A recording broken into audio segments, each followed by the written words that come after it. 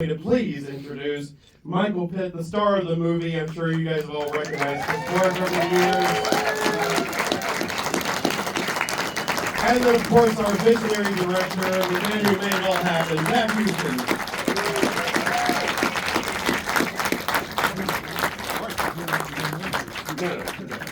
I was just going to say, we're going to do this as an open audience Q&A. I'll try to prompt people as their hands are raised so you're not talking over each other. All right. So without further ado, does anybody have a question? I'm completely. We'll start with you, sir. I feel like I was way too far away. Thank you, everyone, What for was it like coming. working with Eric Kelly? Be honest. He's right there. Wait a minute. Who is that? Is that who I think it is? Yes, it is. How you doing? Come up here, give me a 1, 2. Come on. That's Trinity, right? Yeah. How you doing? Good to see you. Do you know where? You remember when we first met? Can I tell the story? Oh shit. Alright. I get a phone call. We got an LA gym, so I get a phone call, and it's from the Four Seasons. And I have a guest that would like to come and do a private lesson, but it has to be after the gym is closed. Nobody could be around. I said, okay, fine. So Bullshit. yeah, no problem at all. There goes this kid over here. How many times? Come on, get over there, kid. Eric Kelly. That's Yeah, it. You all remember from the movie. Eric Kelly. God bless you. Well, I heard you yell, "Hey, Martin!" I thought it was in the film. So wait, what's the question? So here's the question. No, so yeah, what was it like working with Derek? So here's the story though. So I get a phone call. So I'm like, who's the person coming in? I say, give me a name. They go, Pitt.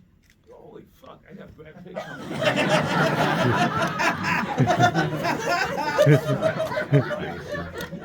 Like, listen, this place gotta be ship shape. We gotta get this thing ready. Everybody out of the gym. So I'm like, all right, get out of here, everybody. I got Brad. I go, man, we got Brad Pitt coming in. Brad Pitt. All of a sudden, this kid comes in. He's like, excuse me. I'm like, yeah, kid, do me a favor, come back tomorrow. I got somebody coming in. I'm a left right now. I'm like, what's your name? Michael Pitt. I'm like, what? And you had just had your tooth pulled out, so you were groggy the first half, and then you finally came around. But that was the first time I met you. But we've met a few other times back and forth. You're one of those guys, you're like a boxing guy. You're a boxing guy. He's a You're not boxing just guy. an actor. I remember entering an alley to a club in Los Angeles. Well, that was our second one. Uh-huh. Yeah. You had your dog with you. That's when you had your dog with you. Does anyone have any other questions? Never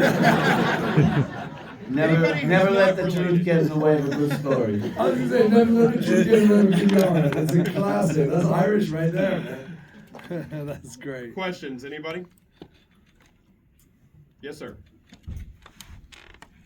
How was it from writing it to getting it produced and creating the film itself? Because I know it's a big journey to go from just words on a paper to creating this. Did you find the actors first? Did you have the story and shop it around? Was it like a passion project? It's interesting. I'd say the sort of the seed was planted back when me and Michael worked on Boardwalk Empire together. Yeah, and that was back in the day, 10 years ago when Mike would be punching sandbags in between takes and going off to the boxing gym. So I think I had him in the back of my head there as a fighter, as a boxer. But I think the idea came about, and that sort of, I let it just stay, sort of worked on it. I would come and speak to Michael about it every now and again. I said, I think I got this really kind of good idea about a boxer, and I'd let it ruminate. We'd sort of go back and forth. When I finally put, pen to paper, it was about 6 years ago, 5 years ago, 6 years ago, something like that. And I wrote it in about 10 days as like a conscious stream of thought. With Michael in my head, like his voice in my head. I couldn't imagine anybody else but Michael playing the character. That sort of one of the gifts that is given that when you do write for somebody, you would tap into something, so which you're trying to be very pure about that. And then once writing the script, I mean, we got every door slammed in our face without question, because I was wanting to make a black and white period piece with Michael, and they were not very receptive to the idea initially. But you know, when you bang on enough doors, and we went through a few producers, and you know, money that was offered to me, and then said if I changed something to do the script, I always believe that, you know, the integrity of your vision is kind of sticking to your guns. As soon as you sacrifice one thing, it's going to be a domino effect. And I didn't really have much. I didn't have much inkling. There wasn't anything joyous about the idea of doing it without the people I wanted to do it with. So I was very happy to just stick with him, obviously with Michael, because I couldn't imagine making the film without him. And then, yeah, I think altogether, probably about sort of like, 6-year journey of like trying to get it made. The funny part is, when we finally did get a financier, I think I forgot to tell them that it was in black and white. So I realized that was a big door slamming moment. And when they saw the first dailies of it, they were like, "It's in black and white," and I was like, "Of course it is. What are you talking about? We talked about this." And yeah, we got a little. You know, you kind of have to lie through your teeth and promise the world, but thank God, because you get to make your dream, and this was my dream project. It was. I always say the easiest part was making the movie, because every single second of that I was grateful for, and I enjoyed and loved every second of it, as all of us did. Yeah. Yes, sir. There's been a lot of great boxing movies, and I think this is one of them. I really liked it, but you know, I was wondering, like, were you thinking of other boxing movies when you were making this one, or were you like, no, I don't want that to influence or contaminate this? Did you like try and make something that was like, you know, distinctly like original and like your own voice? It's a really good question, because I've loved boxing movies in the past. I don't think, weirdly enough, I never considered this a boxing movie. Do you mind if I use this? Oh, where's it going? Can you hear me? It's a bit weird. Sorry, mate. Do you mind? We'll share. I never considered this a boxing movie. We said it's a movie about a boxer.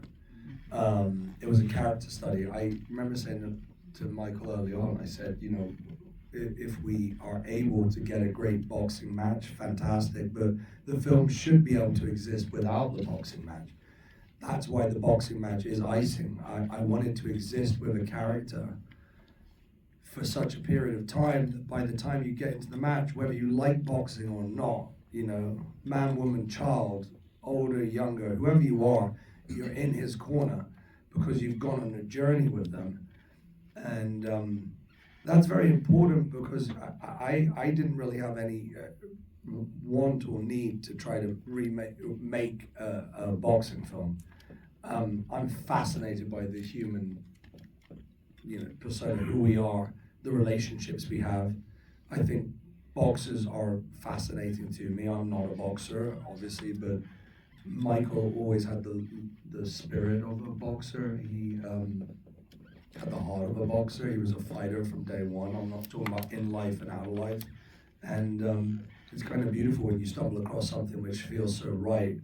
And I do believe, I mean, like, I hope I'm not talking out of turn, but I think when you get into the ring with him, I've had people come up to me and say, I hate boxing, but I loved every second of that boxing match, because we'd earned the fight. And the metaphor of Dare the Fight is, Dare the Fight isn't the title that he's going into the ring for. He's fighting for everything else in his life that day. The fight is just, you know, the grave that happens, in essence. Yeah, man. You might want to talk a bit about that. What's the question? Oh, yeah.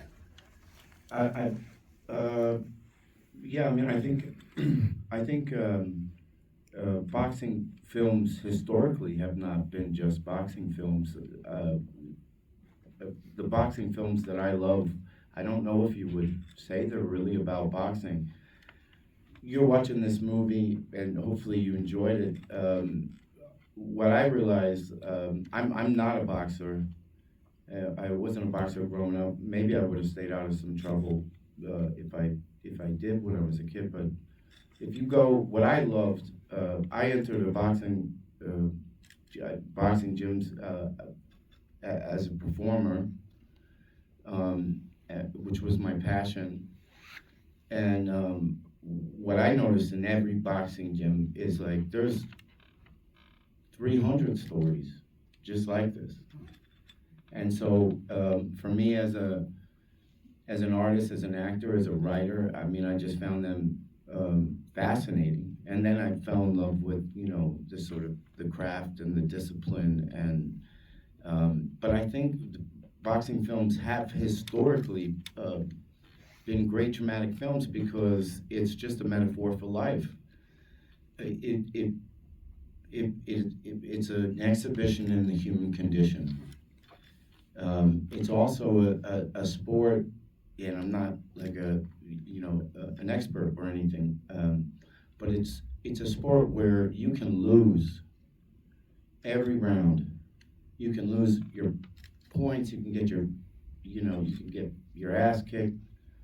And in the last round or the last 30 seconds, you can turn it all around. And I think people relate to that. I certainly relate to that. And I think it's a great metaphor because it's really not over until it's over. And I think that's a positive thing that people grab onto. And for life. We were very lucky. Like Marty, actually, our first screening, he sort of like came out and gave us a boost because we're really working for our money here. This is, and Jack's been a bit humble about it. This has been a fight. The fight that you see in the movie is what he's been doing from the beginning to the end. Also to your question, I don't know if you're a filmmaker or something. It's been too hard. Like, it's scary how hard it is. And then oftentimes I think we've grown up very differently. We kind of complete each other in some way. I think we complement each other and we challenge each other. But like, there's often times where I would look at Jack just fighting for the money, fighting for me, fighting for the other characters, fighting for his vision. And there's times where I thought, like, well, a first-time director just walking off the street would have, if they weren't just annihilated and destroyed, they would have made a compromise and made a compromise and made a compromise until they didn't even recognize what they set out to do. And so, not to sound like, I mean, please tell your friends, if you think this movie was made with love, with passion, with resilience. I mean, it's even to right now. I mean, I've watched Jack take a hit, come back, get knocked down, come back, and it really shouldn't be that hard. I mean, if you're fans of cinema, it shouldn't be that hard. There's ways to make money. Anyway, I don't know if I answered the question, but in the back there. Jack, you obviously made some really strong choices with the black and white, like everyone talked about. I'm curious, I would imagine the first time feature filmmaker, you didn't have a big budget. So I'm curious, what was your shooting schedule, and how did that dictate these choices where that came to your shot listing? Did you block shoot? You have some wonders in there, you have surrealism. How much did you have to sacrifice, and how much that shooting schedule dictate the way you chose your choices? We had 20 days to shoot this film. It was, mad. It's one of the great gifts when you are making a film like this. They always say, you have your whole life to make your first film. I had many, many years with it in my head, so the edit was pretty much there, said. I think casting is 90% of making a movie. I truly mean this. My grandfather was a great director, said the same thing.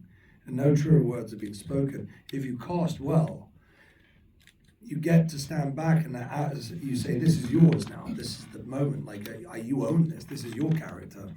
I want to witness that be elevated in that beautiful way where people coming together and sort of making the magic, that the words come off the page. And my job at that point is everything else. That I love to sort of leave to the actors. That was the best part, is like when you cast well, when you cast this well, oh my God, it's the greatest gift, because if you have 20 days,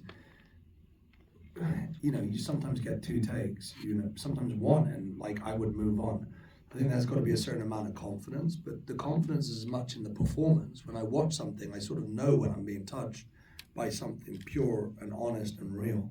And we were in the presence of some incredible actors, but none as much as what Michael did for this. You've got to understand, this is a beast of a part, because you're ostensibly not having the same conversation, but you are going to all those people. You know, we asked that question early on, if you only have one day, who would you speak to? What would you say? What would you do on your last day? And that's sort of what the journey is. But, you know, it's his interaction with each one of them. So their dynamic changes, but he's a constant. So you have to anchor this. You can't over-sentimentalize it from his side. You've got to go into each one of these discussions. You have to be so present and so present for the other actor that you're absolute who you are. As you know, I'm sorry if it's a bit gushy that I'm talking about in this way. It's just like I couldn't have done it without Michael. So when everybody else is trying to say, hey, you can't do this film with Michael, I'm like, I can't make this film without him, because I know his ability and I know that he's the greatest actor there is out there. It's a very, very big difference. It's like if I was with another actor, we never could have done it. I mean, going down to the fight, we did that fight in a day and a half. That's an entire boxing match. When Marty, being the absolute mensch he is and the coolest in the world, he first saw the film, one of his first questions was, well, how long do you have for the fight? And I said, a day and a half. And he pretty much fell off his chair. He had 6 weeks on Raging Bull, you know. We didn't have that luxury, but that was because Mike was willing. I mean, Eric right here was there every day. It was amazing, man. We watched these guys go at it. We were like, they got to make contact. That's because Michael said, I'm going to put this at the end of the movie.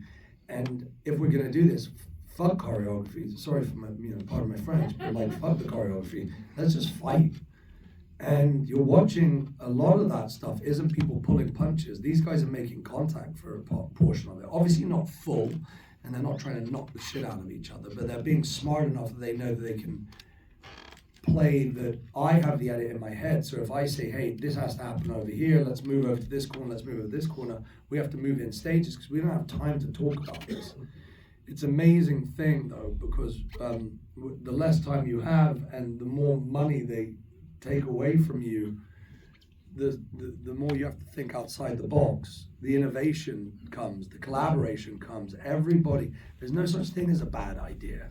You know, that's what I love. I'm like, there's too many egos in this business. I love the collaboration. I love to work with people. I love to watch talented people do what they do best. And I surrounded myself with so many wonderful people to help me bring this vision to life. And that's why I always say I'm eternally grateful. And sitting here with you guys right now, the journey that it's taken for us to get here, to get a movie like this made in today's world, is pretty much an impossibility. And that to me is tragic, because I fell in love with movies through films like this, films that made you feel something, films that, adult stories, human stories, stories that we can relate to, stuff that actually means and matters something to our lives, and something that we can leave and we have something in the pit of our stomach asking a question. I don't go to the movies to remember. I don't go to forget. I go to remember. I want to remember every beat, the scene. I want to go and watch that film again and say, why did it matter to me? And every time I watch it, it changes and it's amorphic. And that's the kind of movie we wanted to make. week. So it's just this to us is what it's all about. It's about a community of people, strangers coming together, watching something that can maybe, I hope, move you, and that's where a film grows. It's not just because of the big box office. We believe in word of mouth and we believe in cinema. So I hope everyone else sort of feels the same. Yeah. Yes, sir. Right here.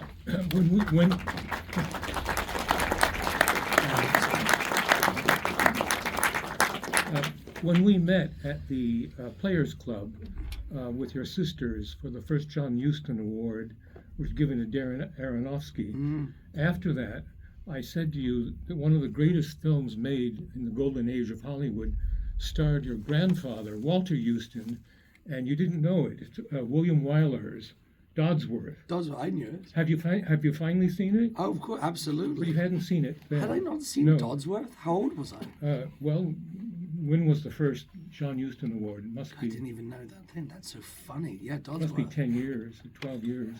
Um, Anyway, it's a great film. What Yeah, was it's a your great experience? film. Your experience of it?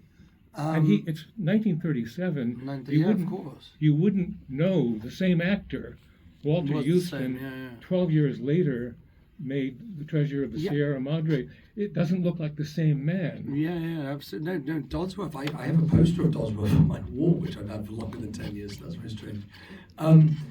Dodsworth is amazing. It's it's a man whose wife is out, and well, actually, I'll preface this with everybody knowing Walter was my great grandfather, who was a wonderful actor, and actually sort of I believe it was Michael Chekhov who considered him the greatest American actor, if not the greatest actor. He was just beautiful. He was the first person, sort of almost pre-Brando, to do the mutter and turn away from the camera and do things. He came from vaudeville. I mean, talk about a love and a passion for life. This guy came at 16 years old on a freight train from Canada because he wanted to act. Back then, acting wasn't stardom. Acting was getting on a stage, being paid pennies a night, sometimes sleeping in a room with 5 people, 3 in a bed.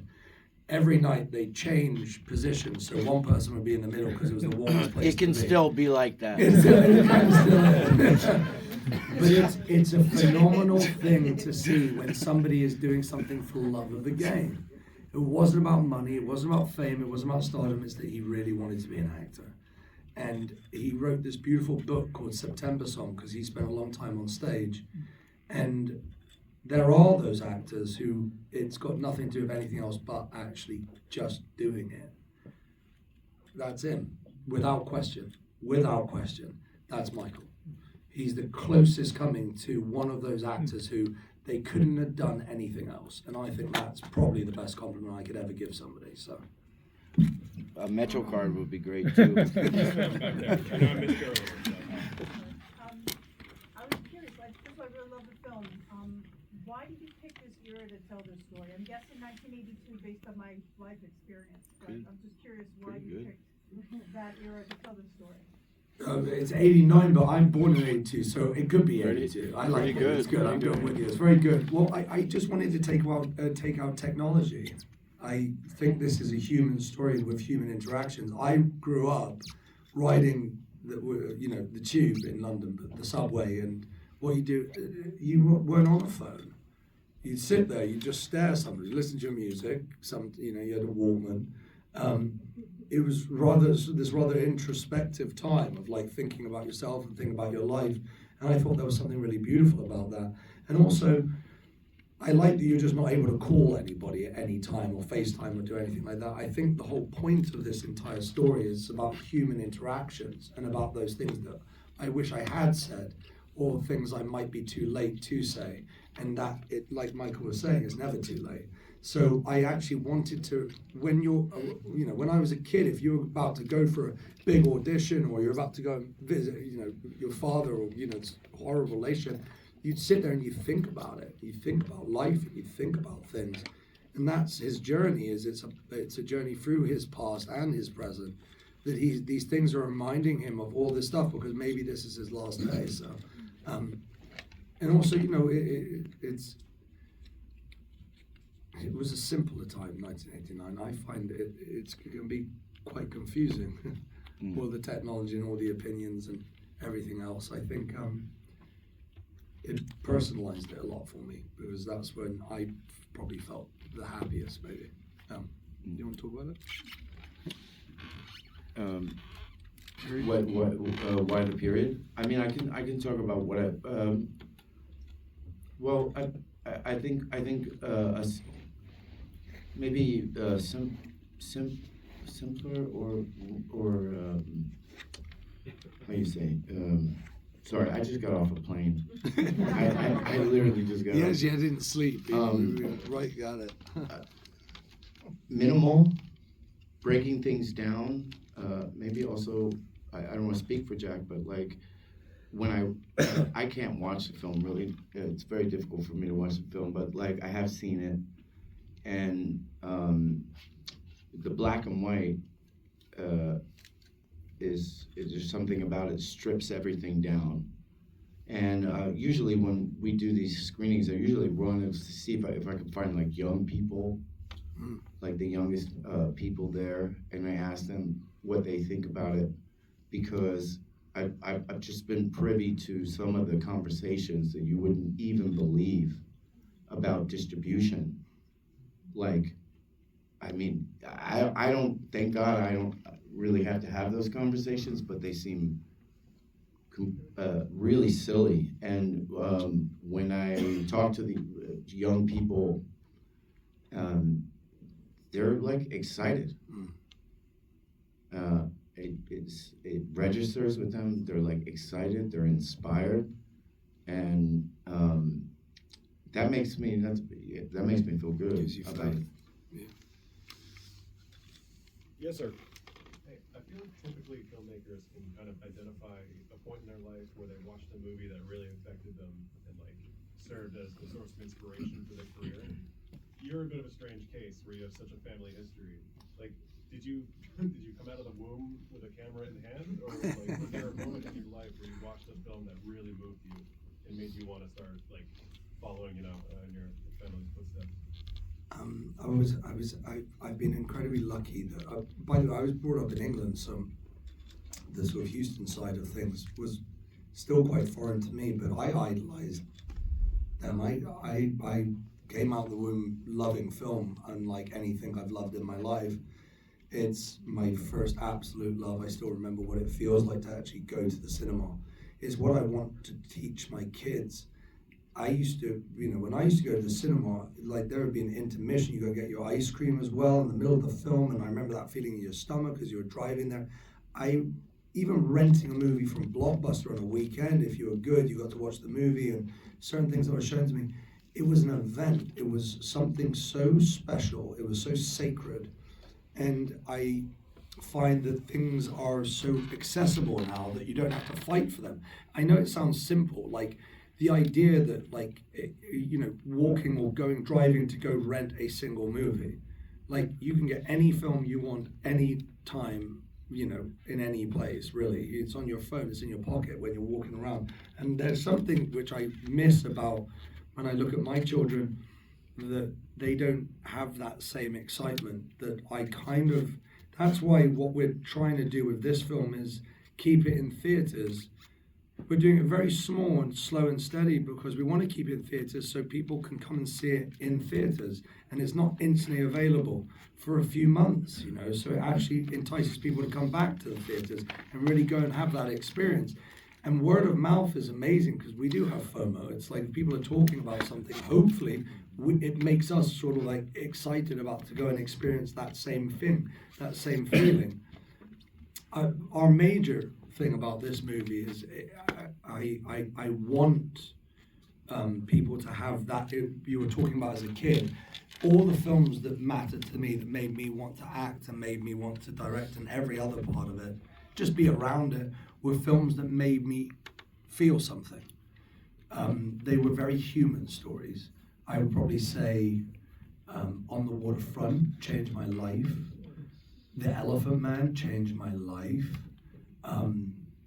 And then I go the other way, The Big Lebowski changed my fucking life. Raising Arizona, like, I don't know what, I mean, it's amazing because every day you can say, give me your 5 movies, and I can change those 5 movies every day just because of a different feeling I'm feeling. And it's just, I loved, and I still love film so much. So I'm just really, really, it's, whether you like it or not, I feel supporting cinema is really important. Like, we're a community, and people, if you love film, people can be cynical and be jaded and try to put shit down. That's fine, but it's just making things really hard for people to make movies. It's really difficult to fucking do anything. And I am always somebody who likes to support people, and I'd stand up for anybody. I love the support system that we have and that I would do, and I would give. And I think that goes both ways. So that's why we really implore people to come out and actually talk about the movie, and maybe, tell somebody about it, write a great review, give it 10 stars, give it 5 stars, whatever you can do to help push these movies, because the bigger movies don't need our help. They're doing just fine. These movies won't exist in a second. Whether you like it or not, films like it won't exist in a second if you don't go out and support them. So it's in everyone's best interest, because I find the tragedy of cinema is that it's crumbling right in front of us, but we can do something. We really can support it, and we can save it. So I hope people feel that way. We've got a couple of more questions, so I'm going to go to you, then I'll come over to you. Yeah, I want to ask a question about the music in the film. I realize it took place in '89. We don't hear any music from '89. A lot of the music people listen to is older music. And I want to ask a question specifically about the decision to have the mother play CCR ballad on the piano as you're entering to start your big fight, and maybe what you thought about Mikey, what he's listening to, and how that inspired how he moves around the city, so on and so forth. I mean, I always say music's another character in the film, without question. So I wrote all of those needle drops in the movie, like they happen at that time. I write to music, and a lot of the music I write to is score. So I was listening to a lot of Max Richter at the time. I was listening to a lot of Warren Ellis and from the Nick Cave, sorry. And it sort of does dictate certain things that we were doing, but his father was a singer, his ex-wife was a musician, a singer. If you don't know the Joe Pesci scene, that's Joe Pesci really singing in that song. He's a phenomenal musician. I heard him sing, and I was like, when my grandmother was suffering from dementia, music would pull her back in the room and she'd remember things. And when I was writing that part for the father, I thought, well, listen, you need an actor with such skill that he doesn't have to say anything, but he hears himself sing. That one moment when Michael leaves the room, and Joe just gives a look, and I didn't want to over-sentimentalize it, but you can see that he's remembering an entire life. And all he wanted to do was say sorry, but he said it in essence. So he was never able to vocalize it. But it's amazing how important music comes. And the score was done by my brother-in-law, who lives in the woods in Norfolk, has never scored a movie, but he's a beautiful musician. He's an even better human being, just a gorgeous soul. And I played in the movie, and I said, listen, if it moves you, do you think you can score this? And he said, yeah, I think I can. So I took a shot with him, and it was the best thing I've ever done. It was the most amazing thing to witness somebody just take something off the page. As a first score, if you really hear that, he did it with a quartet, all the different pieces. It is a gorgeous, gorgeous, gorgeous score. And that's completely somebody who's never done it before. But that's somebody who was moved by the movie, so he wrote it to the moving image. And yeah, we were very lucky with the music. Did I answer that? I feel like, did I leave anything out? It was that question, and I want to ask specifically about where she's playing CCR. I guess the jazz. Yeah. Have you ever seen The Rain? That I heard a version of Have You Ever Seen The Rain, which Willie Nelson did with his daughter, which was a duet, and it slowed it down a bit. And then I thought, well, what if you made that a ballad and put it on the top note on the piano and just had someone sing it? Because this was a song that was from the 70s, but when his daughter would have been a child, it's the song that she used to sing to her. And that's why he says, hey, remember that song you used to sing about the rain? It used to put me to sleep. I always when I think about my kids, when I can't sleep, I have really bad insomnia. When I can't sleep, I think about my kids sleep, and it helps me go to sleep. I think about calming images. So I thought that would be something that maybe Mikey would have used in prison. But when we recorded that, that was her way of forgiving him. So it's the exercise for her saying that song. And then when she gets home, I always said that was probably the first time she ever said, your father's fighting. It's the first time she ever called him her father, because she just let it go. And then I think he also asked, Michael, what were you listening to on your Walkman? What do you think your character was listening to? Like, what got you going? I wasn't listening to anything. Well, I meant more. Sorry. I figured your accent. I think the man behind the curtain. No, sorry. Right, no, the Chinese I know. I wasn't. Music has been a big part of Jack's sort of, how he's put this together. He's talked about music a lot. I can tell you when I met Joe Pesci, a funny story. When I met Joe Pesci, I was really nervous to meet him, and I grew up in Jersey. My grandfather had Italian restaurants. I grew up in one of 37 grandchildren, and I sort of, when the boss died, everything. I'm sorry, I had family members here. Sorry, but so like I thought I would relate to Pesci in this way. I thought that I could relate to him. My grandfather knew him because he was a restaurant owner at a period in his life. I thought that I would connect with him through Martin Scorsese, through the people I've worked with, through possibly through my Italian heritage, how I was raised. He didn't give a fuck about any of that. He was just like, yeah, whatever. And I thought I was blowing it. Not to mention my hand was broken. I had broken my hand on the first day of training. And I'm not a religious person, but I was praying. I was like, please, don't make me do this film with a broken hand, please, which would be devastating. And so I have a bag of ice in his really, really beautiful hotel room that has a grand piano, and you can see the whole park. And I'm so nervous, I spill the ice all over the place, and Jay's looking at me like, what the fuck are you doing? And I'm trying to connect with him, and I see a man who's there's a long story there, and I'm trying to connect with him in some way. What can I do? And I saw that he had this beautiful Martin guitar, a vintage Martin guitar under the baby grand, and I was looking at it because because I'd love a guitar like that, and just out of sheer desperation, I was like, can I pick up that guitar? Can I play you a song on the guitar? And he's like, that piece of shit, sure, take it, and I played him a song, and we were on his couch.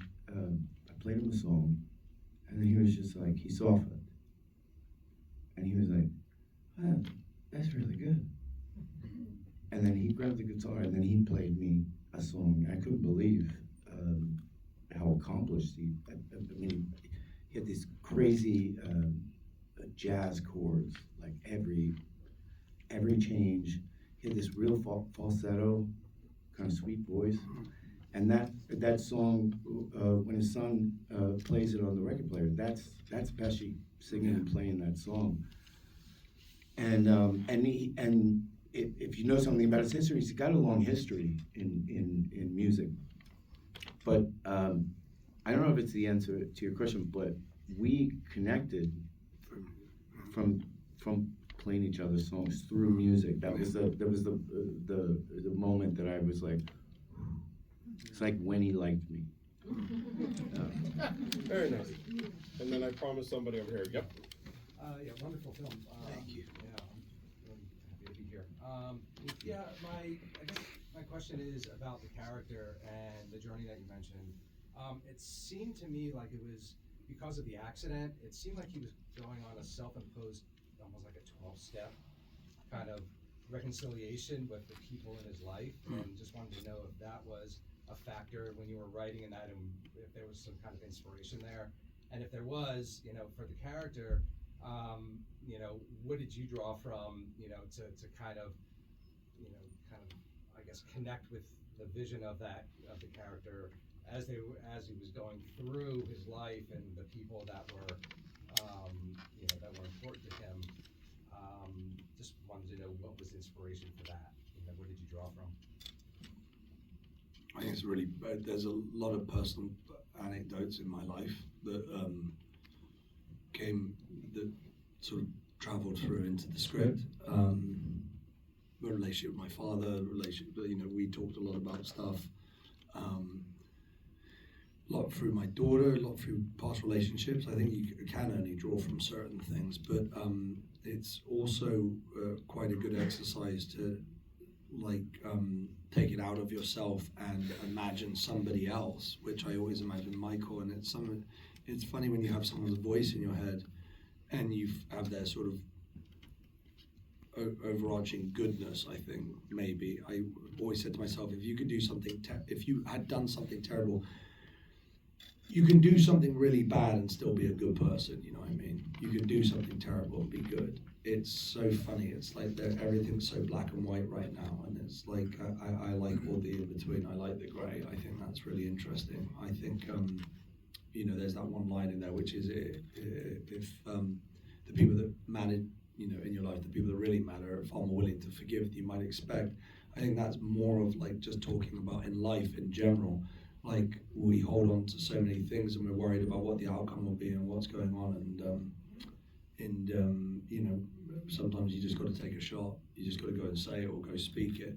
I think the saddest part about this moment with his father for him is he wished he'd been able to say it before he was like this, and that happened while he was in prison. So he comes out, and his father, who was just this monumental, rather abusive, overbearing figure, had now turned into this shadow of his former self. And that's very hard probably to not be able to fully explain just what that relationship was, and got to say how he felt and what was wrong about it. But I always think the interesting part about that scene is he says, "I'm sorry." And that's the sort of selfless act of Mike, it's almost like the penitence is that sort of saintly walk that he's taking, is he's saying sorry. He's never asking for forgiveness. In any scene, he doesn't ask for anything. He's proffering up his apology, making, atoning for what he's done. So yeah. Yeah, Sean, I think that helps.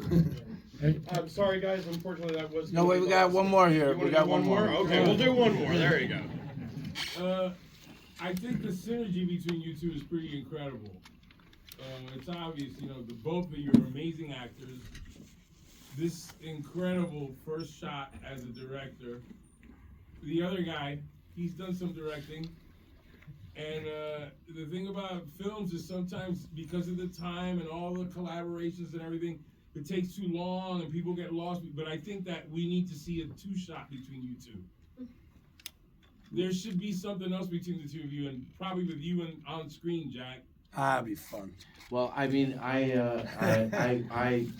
hope, I think this is going to be the beginning of a long relationship. Yeah. I hope. Yeah. Yeah, we would hope so. That was incredible. Thank you, man. Thank you so much. Thank you all very, very much for coming out tonight. If you love the film, please tweet, Insta, Rotten Tomato it, the whole 9 yards. 10 stars, 5 stars, write reviews, do what you can. Please. Oh, by the way, it's Jack's birthday. I prefer to do it my birthday.